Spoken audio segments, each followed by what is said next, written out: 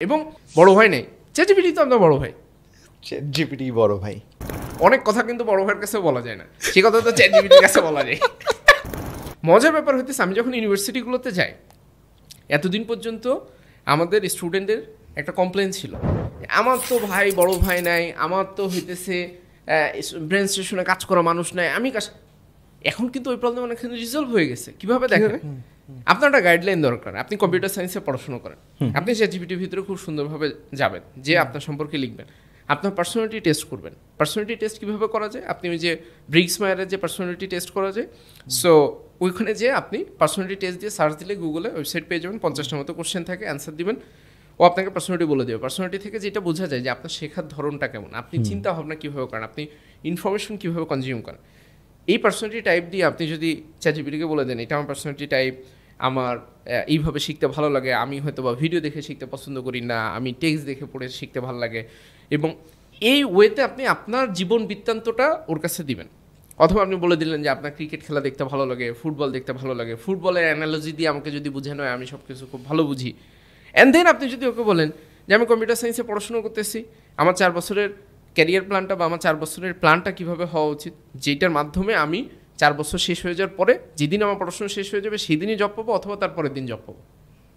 ও কিন্তু আপনাকে খুব সুন্দরভাবে প্ল্যান বলে দেবে। এখন 4 বছরের যে প্ল্যান দিল, এটা তো হয়তো বা আপনার জন্য ক্রিটিক্যাল, আপনি ওই প্ল্যানকে আবার 6 মাস 1 বছরে ওর কাছ থেকে ভাগ করেন, ও দেখবেন টাইম দিয়ে আপনাকে বলে দিবে যে দিনের কোন সময় কোনটা কি। তার মানে দেখেন, আপনি এতদিন ধরে যে কমপ্লেনটা করছেন, বড় ভাই নেই, চ্যাটজিপিটি তো আপনার বড় ভাই।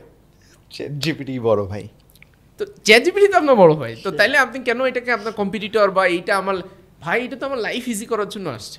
এখন কিছু কিছু মানুষের চাকরি চলে যাবে, যারা আপনার এই যে হয়তো বা ডেটা অ্যানালাইসিস করতো, বা ডেটা অ্যানালাইসিস বলবো না, আমি যেটা বলবো ডেটা এন্ট্রি করতো, এক্স্যাক্টলি ডেটা এন্ট্রি করতো, তাদের জন্য হয়তো বা যারা রিপিটেটিভ কাজ করতো।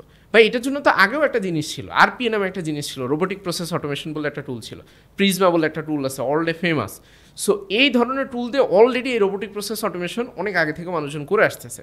আমি তো দেখি যে আসলে এনলেস অপরচুনিটিস, আমি চ্যাটজিপিটি ছাড়া যেই দিন থেকে, এই যে 2022 বা 23 নভেম্বর মাসে সম্ভবত এটা আসছে, আমি ডে 1 থেকে এটা ধরেন ইউজ করা স্টার্ট করছি, এবং কন্টিনিউসলি আমি দেখি যে আমি জেমনিও ইউজ করছি, মানে গুগল বার যেটা জেমনি হয়েছে।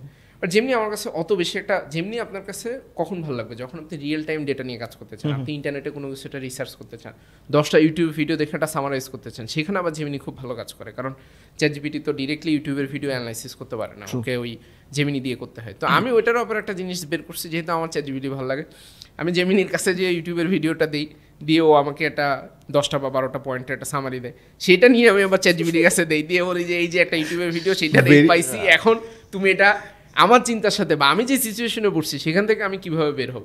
অনেক কথা কিন্তু বড় ভাইয়ের কাছে বলা যায় না, সে কথা তো চ্যাটজিপিটির কাছে বলা যায়। মানে পিওর লয়াল টু চ্যাটজিপিটি। চ্যাটজিপিটির প্রতি এর চেয়ে বেশি লয়াল পারসন আমি এখনো দেখিনি।